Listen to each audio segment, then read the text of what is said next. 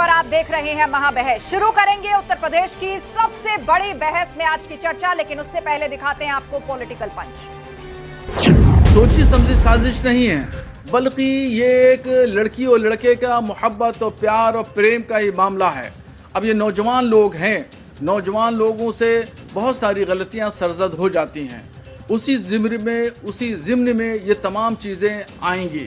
ये कोई ऐसा नहीं है कि कोई मुस्लिम संस्था है और वो मुनज़्ज़म साजिश या मुनज़्ज़म प्लानिंग के तहत ऐसा कर रही है, बल्कि ये गलतफहमी है। और ये लव जिहाद का जो नारा दिया जा रहा है, ये भी इसी ज़ुमरे में आता है। और लड़के हैं, गलतियां हो जाती हैं, ये साजिश है, षड्यंत्र नहीं है। तो साजिश करने वालों का हश्र उत्तर प्रदेश में बहुत बुरा हो रहा है। इसलिए रिजवी साहब को औकात में रह कर के कोई बात करनी चाहिए। इन लोगों का ना धर्म है और ना किसी माँ बाप का पता है। कहना चाहेंगे मौलाना शहाबुद्दीन रिजवी जो है, ये घृणित मानसिकता से ओतप्रोत है और ये अपनी परंपरा को, अपनी मानसिकता को दर्शा रहे हैं। जिस तरह से ये लोग करते हैं वही इन लोगों के दिमाग में चल रहा है। गलती नहीं हो जाती है, ये सोची समझी रणनीति है हिंदुओं को प्रताड़ित करने के लिए, उनके फंसा करके इस तरह का कुकृत्य करने का। और शहाबुद्दीन जैसे लोग जिस तरीके की जो भाषा बता रहे हैं, ये समाज सहन नहीं करता है। हमारे समाज में चरित्र ही एक ऐसी विशेषता है, यदि आदमी स्वास्थ्य से गिर जाए तो मानो कुछ नुकसान हो रहा है, चरित्र से गिर जाए तो सब कुछ उसका गिर गया। तो ये समाज का निर्माण चरित्र पर होता है। यूपी के पूर्व मुख्यमंत्री वो मेरे से कहते हैं कि आपका रास्ता अलग, मेरा रास्ता अलग। क्यों? क्योंकि मैंने उनके पूछे गए प्रश्न का उनके मन मुताबिक उत्तर नहीं दिया। मैंने वही उत्तर दिया जो सच है। सोचिए, वो नेता हमसे कह रहे हैं कि आपका रास्ता अलग, हमारा रास्ता। वो मुसलमानों से नहीं कहते कि तुम्हारा रास्ता अलग, हमारा रास्ता। वो मुसलमानों से कहते हैं कि जो तुम्हारा रास्ता वही हमारा रास्ता। सोचिए, जब राजाओं के अंदर ऐसा द्वेष है तो इन राजाओं से इस देश का कैसे कल्याण होगा? ये प्रजा की कैसे सेवा करेंगे? कथावाचक अनिरुद्धाचार्य ने समाजवादी पार्टी के अध्यक्ष अखिलेश यादव को जवाब दिया है। हालांकि उन्होंने कहा कि अखिलेश यादव का सीधे तौर पर नाम न लेते हुए कि 2023 के एक वायरल वीडियो का ये जवाब है, जिसमें अखिलेश यादव अनिरुद्धाचार्य से कहते हैं कि आपका हमारा रास्ता अलग है। और इसी पर प्रतिक्रिया देते हुए अनिरुद्धाचार्य ने कहा कि वो हमसे रास्ता अलग कर सकते हैं, लेकिन मुस्लिमों से कहते हैं कि जो आपका रास्ता वो हमारा रास्ता। ऐसे द्वेष से भरे लोग जनता की सेवा कैसे करेंगे? अब इस पूरे माहौल के बीच सवाल यह है कि सड़क पर शास्त्रार्थ, सियासी दांव या धर्म की बात, और धर्म पर बड़ा क्लेश, अनिरुद्धाचार्य वर्सेस अखिलेश। आज इसी पर करेंगे महाबहस में चर्चा, और उसके लिए हमारे साथ गेस्ट पैनल जुड़ रहा है। हमारे साथ शरद त्रिवेदी जी हैं, प्रवक्ता बीजेपी। हमारे साथ अनुराग भदौरिया जी हैं, सपा प्रवक्ता। सूर्य मैथिल जी हमें ज्वाइन कर चुके हैं, राजनीतिक विश्लेषक। और महंत राजूदास जी हमारे साथ हिंदू धर्मगुरु। आप सभी मेहमानों का बहुत बहुत स्वागत है। चर्चा की करेंगे हम शुरुआत, लेकिन उससे पहले महाबहस के सवालों पर भी एक नजर डाल लेते हैं। कृष्ण के नाम पर सियासत काम पर, सड़क पर शास्त्रार्थ, सियासी दांव या धर्म की बात। जिस तरीके से वायरल वीडियो के अंदर वो पूरा संवाद दिखाई दे रहा है अखिलेश यादव और अनिरुद्धाचार्य के बीच में, जिसके बाद अखिलेश यादव कहते हैं कि आपके और हमारे रास्ते अलग अलग, उसी बात को कोट करते हुए अनिरुद्धाचार्य ने जवाब दिया है और कुल मिलाकर धर्म पर क्लेश बढ़ गया है। अब स्थिति अनिरुद्धाचार्य वर्सेस अखिलेश यादव या कह लीजिए कि समाजवादी पार्टी होती नजर आ रही है। तो चलिए इसी पर चर्चा की शुरुआत करते हैं और सबसे पहले रुक करते हैं अनुराग भदौरिया जी। एक वीडियो सामने आता है जिसमें सड़क पर अनिरुद्धाचार्य जी और अखिलेश यादव दोनों के बीच में बातचीत है, एक कॉन्वर्सेशन होता है। उसके बाद अखिलेश यादव कह देते हैं कि हमारा रास्ता अलग अलग है। अब अनिरुद्धाचार्य जवाब देते हैं और ये सवाल पूछते हैं कि क्या आप मुसलमानों से भी ऐसा कह सकते हैं? क्या किसी मौलाना से भी आप ऐसा कह सकते हैं, हमारा आपका रास्ता अलग अलग? मेरा तो बस एक ही अनुरोध है, सनातन को जो लोग जानते हैं, सनातन को जो समझते हैं, सनातन प्रेम की भाषा सिखाता है, सनातन सत्य की बात करता है, सनातन दूसरे धर्मों का सम्मान करने की भी बात करता है। तो जब सनातन इतना, और सनातन तो वसुधैव कुटुंबकम की बात करता है, पूरे ब्रह्मांड को अपना मानता है, तो फिर सनातन कभी जाति की बात तो नहीं करता, शूद्र की बात करता है क्या? उन्होंने जो बोला है वो आधी बात बोलना ठीक नहीं है। उन्होंने बोला था शूद्र नहीं बोलना चाहिए, क्योंकि समाज में समाजवादी लोग सामाजिक न्याय की लड़ाई लड़ रहे हैं। जब हम सामाजिक न्याय की लड़ाई लड़ते हैं तो पिछड़े, दलित और जो समाज में पीछे लोग छूट गए उनको आगे लाना है, मुख्य धारा में शामिल करना है। इसलिए मेरा रास्ता आपका रास्ता अलग है, क्योंकि हम समाज में पिछड़े लोगों को आगे लाना चाहते हैं। हम जो समाज में लोग छूट गए हैं, जो मुख्य धारा से हट गए, उन्हें समाज में खड़ा करना चाहते हैं, क्योंकि सनातन हमेशा सबको एक नजरों से देखता है। सनातन आकाश है, आप जो कह रहे हैं अनुराग जी, राजनीतिक रूप से आप वो काम कर रहे हैं, है ना? लेकिन मेरा सवाल ये है कि संत समाज से जुड़े हुए कथावाचक से और एक राजनीतिक बातचीत। बिल्कुल बिल्कुल वही मैं कह रहा हूं ना, तो आप गर्दन मत हिलाइए ना, मुझे बोलने दीजिए ना। नहीं, आप सवाल पर रहिए, सवाल पर रहिए। राजनीतिक सवाल आप राजनीतिक से पूछिए, आप भाजपा से पूछिए, लेकिन यहाँ सवाल एक संत समाज से जुड़े हुए शख्स का है। अरे आपका क्या सवाल, उसी का तो जवाब दे रहा हूं। मैं कुछ और बोल रहा हूं क्या? मैं कोई और कहानी सुना? मैं रिसर्च की बात तो कर नहीं रहा था, मैं साइंस की बात कर रहा था क्या? नहीं करिए आप साइंस की बात, लेकिन अनिरुद्धाचार्य पर रहिए। उन्हीं की, और मैं किसकी बात कर रहा? उन्होंने तो बोला, अखिलेश जी ने क्या बोला? उन्होंने बोला शूद्र शब्द नहीं इस्तेमाल करना चाहिए। इसी पर उन्होंने बोला आपका रास्ता अलग, मेरा रास्ता अलग, क्योंकि हम सामाजिक न्याय की बात करते हैं, समाज को जोड़ने की बात करते हैं। ये हम सनातन को मानने वाले लोग हैं। सनातन आकाश की तरह है, सनातन वायु की तरह है, सनातन अग्नि की तरह है, सनातन पानी की तरह है। इतना सनातन आदि ना अंत है। तो सनातन को मानने वाले लोग कभी नफरत की बात नहीं करेंगे। सनातन मानने वाले लोग कभी ये नहीं कहेंगे कि यादव कथा नहीं पढ़ सकता है।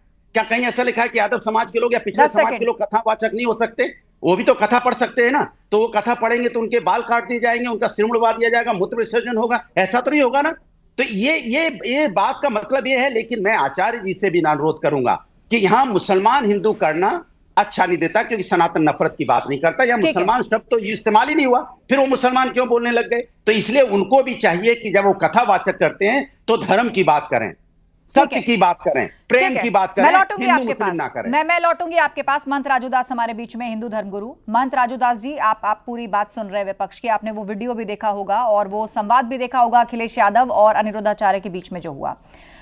अब ये कहा जा रहा है कि जो संत समाज है, चाहे वो बाबा बागेश्वर का नाम लेके कहा जा रहा हो कि भाई आप फीस क्यों लेते हैं, आप बिना पैसे के सत्संग का, ये लेकिन दरअसल ये पूरे संत समाज के लिए है कि भाई आप भगवान की बात करते हैं, अच्छी अच्छी बात सुनाते हैं, तो उसमें फीस कैसी। और दूसरा ये कि क्या उसके पीछे भी आप किसी राजनीतिक सोच को बढ़ावा दे रहे हैं, या फिर यहां पर किसी वर्ण व्यवस्था का जिक्र आप कर देते हैं? पहले तो बहुत बहुत साधुवाद, आभार, धन्यवाद। बहुत ही महत्वपूर्ण विषय पे आपने जोड़ा, सभी के लिए मंगल कामना करते हैं। लेकिन दुर्भाग्य है कि इस प्रकार से ओछी टिप्पणी, ओछी राजनीति धर्म पे, सनातन पे, संस्कृति पे, हिंदू पे, हिंदुत्व पे चल रहा है। हम सीधे डायरेक्ट आते हैं अखिलेश यादव जी और अनिरुद्धाचार्य जी के विषय पे। जब उन्होंने क्वेश्चन किया पूर्व मुख्यमंत्री जी, तो अनिरुद्धाचार्य जी को लगा कि ये माननीय मुख्यमंत्री, पूर्व वरिष्ठ नेता, वो शालीनता से जवाब दे रहे थे। लेकिन जिस भाव में, जिस मानसिकता से माननीय अखिलेश यादव जी ने विरोध किया, उनकी भाव, उनकी भाषा का दुर्भाग्यपूर्ण है। अभी माननीय भदौरिया जी बोल रहे थे कि सनातन नभ है, जल है, आकाश है, सब में है, हम में है। सिर्फ टीवी पर ही ऐसे भाव और ऐसे बात ये रखते हैं। लेकिन मेरा सिर्फ सवाल हाथ जोड़कर विनम्रता से निवेदन पूर्वक ये है कि माननीय अखिलेश यादव जी ने किसको मिला? प्यार से सुनते उनकी बात को। भाई वो साधु थे, भगवे वेश में थे, भगवे चोले में थे, और जब वो भगवे चोले में थे, भगवे वेश में थे, तो उनको कहने की क्या जरूरत था आपका रास्ता अलग और मेरा रास्ता अलग। अरे भाई गजब बात करते हो। अभी इन्होंने कहा, भदौरिया जी ने, कि चोटी नहीं काटना चाहिए। हम लोग भी ने विरोध किया, हमने कहा किसी संत ने कहा पच लिया क्या? कथा तो सबको कहना चाहिए, सबको अधिकार है। लेकिन अखिलेश यादव को किसने कॉपीराइट दिया राजनीति करने का? नहीं, वो कौन होते हैं? राजनीति का थोड़ी होता है राजूदास जी, वो तो पॉलिटिशियन है, वो पॉलिटिशियन है। वो जिस चीज की लड़ाई लड़ रहे हैं, जिस एजेंडे को लेकर चल रहे हैं, वो उसकी बात कर रहे हैं। लेकिन संत समाज को लेकर उन्होंने जो कहा, आप उस पर आपत्ति दर्ज करा सकते हैं। नहीं, वो दुर्भाग्यपूर्ण है। देखिए मैंने क्या बोला, बात यहाँ पे हो रही है कि समाज में समानता होनी चाहिए। समाज में सनातन जातियों में नहीं बांटता है, इसलिए शूद्र शब्द का इस्तेमाल करना ये ठीक नहीं है। बांट रहे हो ना? अरे स्वामी जी सुनिए, मैं जो बोल रहा हूँ, मैं ये जो राजनीतिकरण जब संत जब वो अनुराधाचार्य जी बोल रहे थे, सब एक से नहीं होते। उन्होंने बोला तो उन्होंने हिंदू मुस्लिम कर दिया कि आपके 10 होंगे, उनके 10 होंगे, आपके 2 होंगे। मुसलमान होते तो ऐसा नहीं बोलते। अरे यार, मुसलमान कहां से आ गया? मुसलमान की तो बात ही नहीं है। तो इसके मतलब आप राजनीति करना चाह रहे हैं, ये ठीक नहीं है, ये शोभा नहीं देता है। भाई हम प्रभु के आचरण को अपनाते हैं, आदर्श को अपनाते हैं, इसलिए महंताज जी हम लोग को अयोध्या में आशीर्वाद मिला है, क्योंकि हम प्रभु के आदर्शों आचरण पे चल रहे हैं, इसलिए वो जानते हैं। राजूदास जी, अब इसका जवाब ये है कि वर्ण व्यवस्था पर सवाल उठाया, लेकिन आपने हिंदू मुसलमान से जवाब क्यों दिया? ठीक है, 10 सेकंड खत्म करें राजूदास। 10 सेकंड। हमने कहा कि हम हमेशा राजनीति कर रहे हैं। राजनीति हम किसकी करेंगे? समाज में न्याय दिलाने की बात करेंगे, समाज में बेरोजगारी खत्म की बात करेंगे, हम महिला सम्मान की बात करेंगे, हम इंफ्रास्ट्रक्चर डेवलपमेंट की बात करेंगे, हम समाज की उन्नति की बात करेंगे, उन्नति की बात करेंगे। धर्म के नाम पे राजनीति करेंगे। धर्म मेरा आस्था का विषय, राजनीतिक विषय नहीं है। महंत जी, अब जवाब सुनते हैं राजूदास जी। मैं भदौरिया जी को विनम्रता पूर्वक निवेदन करना चाहूंगा।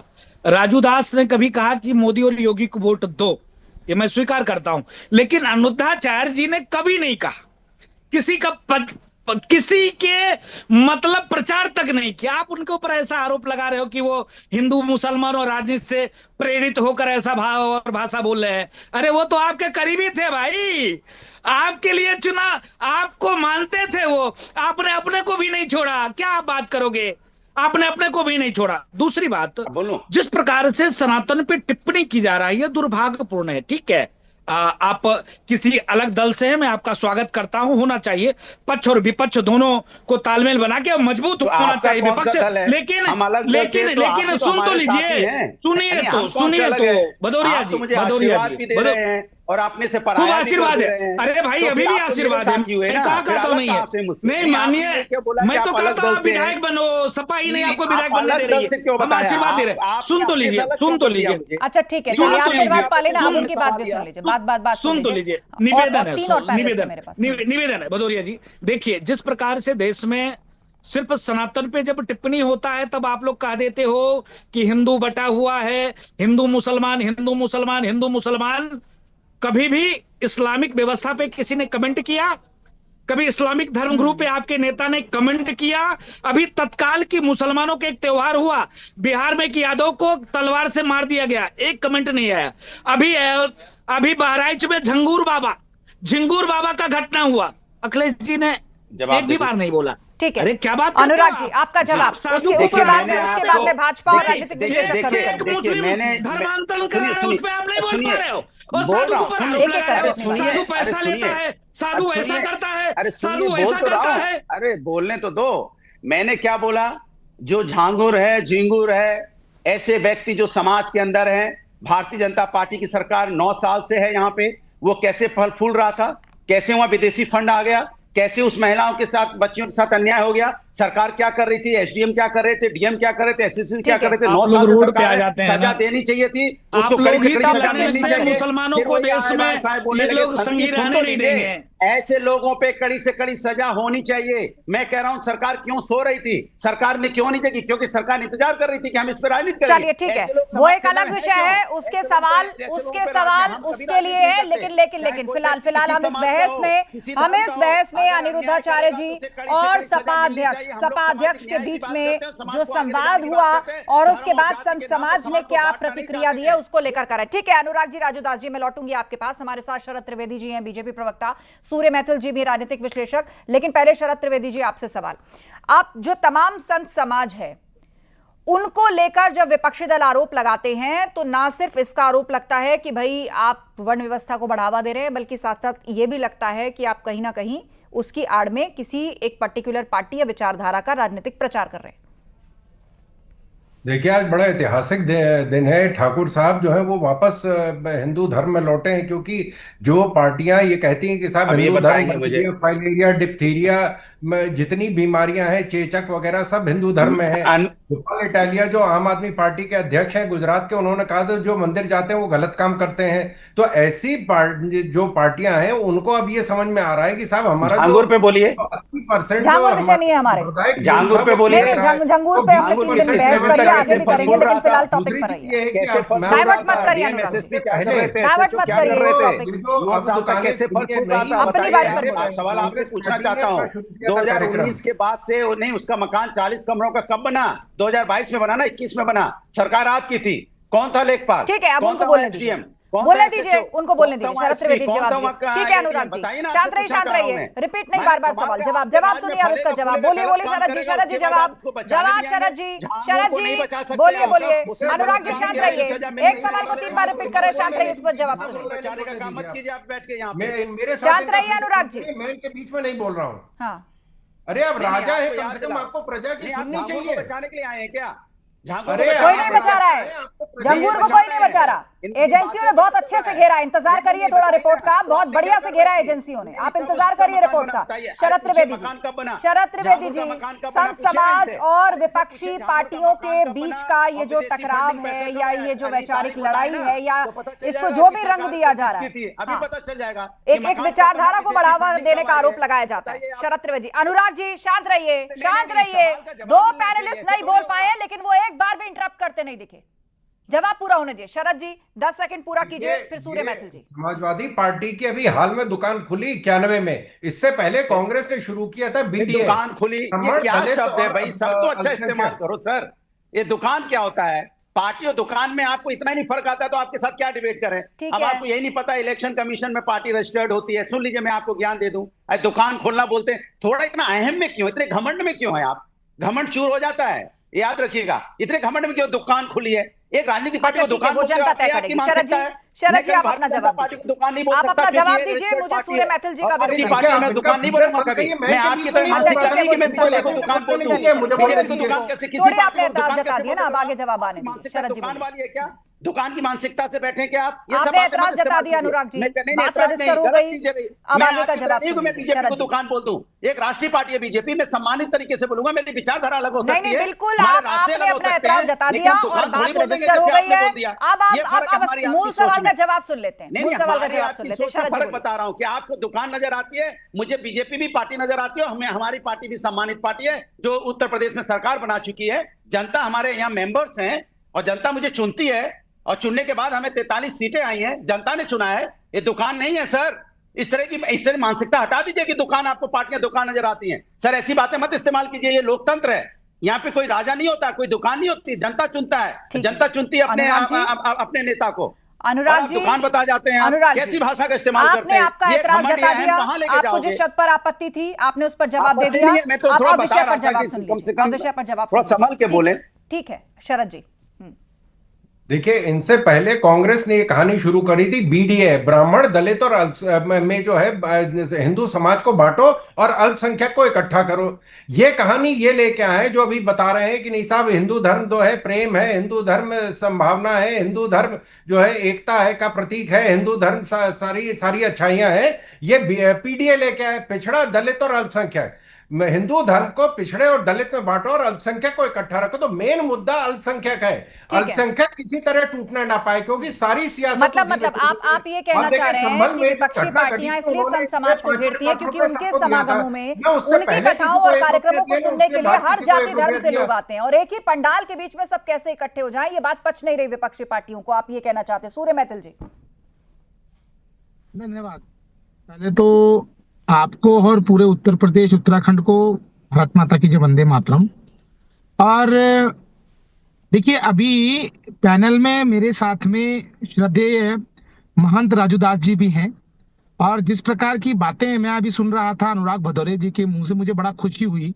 मैं बहुत प्रसन्न हुआ कि चलिए देर आए दुरुस्त आए, चाहे वो राम भक्तों की हत्या करने के बाद दुरुस्त आए हों, चाहे श्रद्धेय गुरु महंत जी के ऊपर समाजवादी पार्टी के कार्यकर्ताओं ने ही हमला किया था एक संत के ऊपर, तब तो शायद इतना ज्ञान नहीं था समाजवादी पार्टी के प्रवक्ता अनुराग भदौरिया को या इनके और प्रवक्ताओं को कि संत के ऊपर हमला नहीं होना चाहिए, संतों के ऊपर अपमान नहीं होना चाहिए। आज ये कह रहे हैं कि सनातन जो है अनादि है, अनंत है, आकाश है, पाताल है और उसका कोई हाश नहीं कर सकता। तो आपको तब भी इस चीज को समझना चाहिए था कि संत जो होता है वो सबको आशीर्वाद देता है, वो सबका होता है। तब तो आप किस प्रकार से संतों का अपमान कर रहे थे। आपने राम भक्तों पे गोलियां चलाई, आपने 14 आतंकवादियों को छोड़ने के लिए पुरजोर कोशिश करी, जिन्होंने कि उत्तर प्रदेश के अंदर, चाहे वो बनारस हो, चाहे वो कानपुर हो, चाहे वो आपका लखनऊ 10 हो, सेकंड। वहां पर बम ब्लास्ट किए। ये आपकी मानसिकता है। वो 4 लाइनें मुझे याद आती है, नजर नहीं है नजारों की बात करते हैं, और ये जमीन पर चांदतारों की बात करते हैं। कल तक हाथ जोड़कर बस्तियों को लूटने वाले बड़ी सभा में यहाँ सुधारों की बात करते हैं। जिन्होंने पूरी अपनी सत्ता जो है वो सनातन के खिलाफ चलाई हो, जिन्होंने सनातन का लगातार अपमान किया हो, सनातन की हत्या करने की पूरी कोशिश की हो, जिनके साथी ये कहते हो सनातन डेंगू है, मलेरिया है, HIV है और एड्स है, और उनका ये समर्थन करते हो, इनके राष्ट्रीय महासचिव सनातन के श्रद्धेय रामाचरितमानस का अपमान करते हो, उसको फाड़ते हो। 5 सेकंड पूरा कीजिए। उसके बाद भी ये लोग उनको सपोर्ट करते हो। आज ये बैठकर यहाँ पर सत्ता से बाहर है और समझ चुके हैं कि ठीक सनातन है। का अनुराग जी, आपका जवाब। आप देखिए आपने इनकी बातों में जो आपने पूरी बात सुनी वही रटी रटाई बातें वर्षों से बोल रहे हैं, नया कुछ नहीं। आप हमारी सुन लीजिए।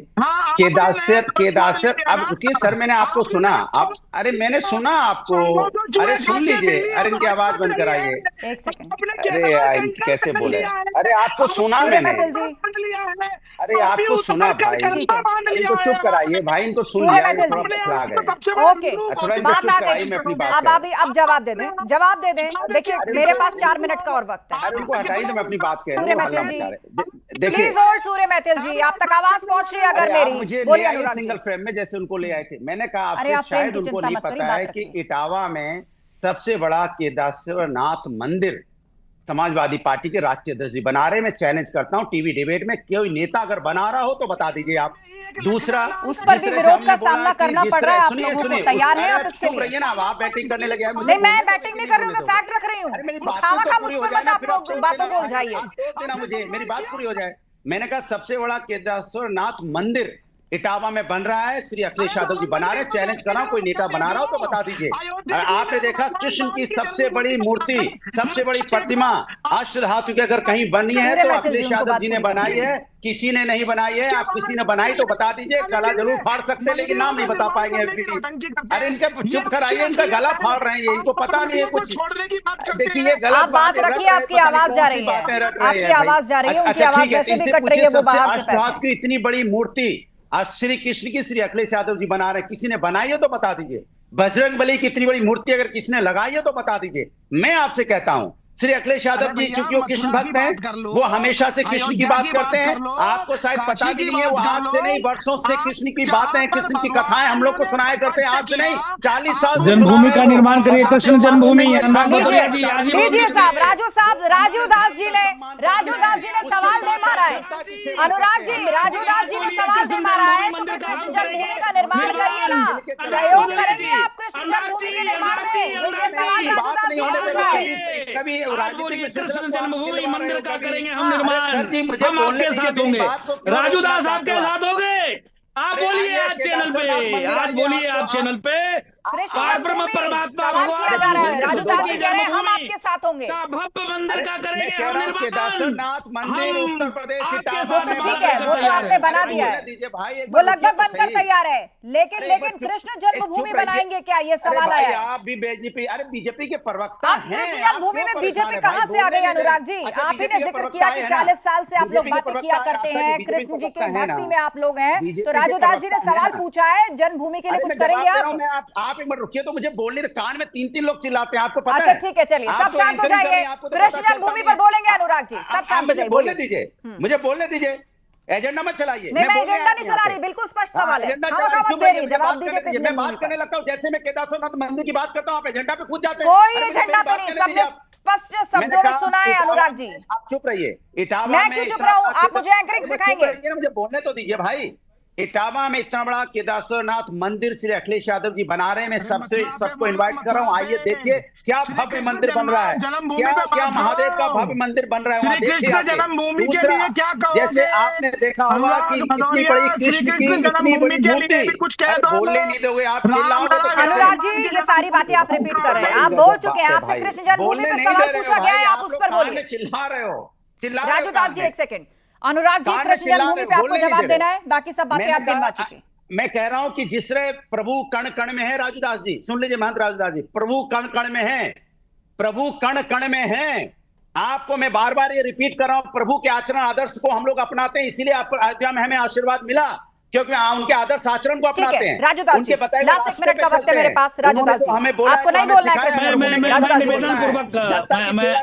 ठीक है अनुराग जी, अब राजूदास जी की बात सुनिए। राजूदास जी की बात सुनिए तो, इनको बोलने सुनिए तो, अनुराग जी सुन तो लीजिए, सुन तो लो। अनुराग जी साधु हाथ जोड़ा, जवाब सुन लो। सुनिए आप। लास्ट 1 मिनट है राजूदास जी का जवाब सुनो। सवाल पूछा है ना आपने, ये तरीका ठीक नहीं है। थोड़ी देर पहले आप सुने मैथुर जी को टोक रहे थे। अनुराग भदौरिया जी सुन पीसीआर, सुन तो लो। राजूदास जी जवाब दीजिए। देखिए पहले मैं निवेदन पूर्वक कहना चाहता हूं, अनुराग भदौरिया जी ट्रैक से भटक गए। उन्होंने कहा कि अखिलेश यादव जी सनातनी है, हनुमान जी का मंदिर बनाया।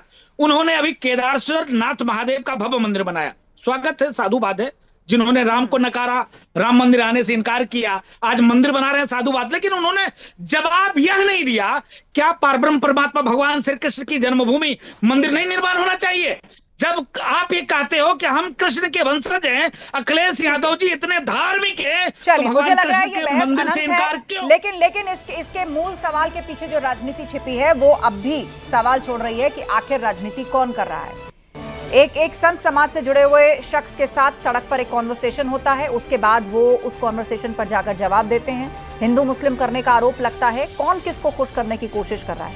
बहुत धन्यवाद आप सभी लोगों का इस चर्चा में शामिल होने के लिए। तो इसी के साथ आज के लिए महाबहस में इतना ही। खबरें जा रही हैं, आप बने रहिए हमारे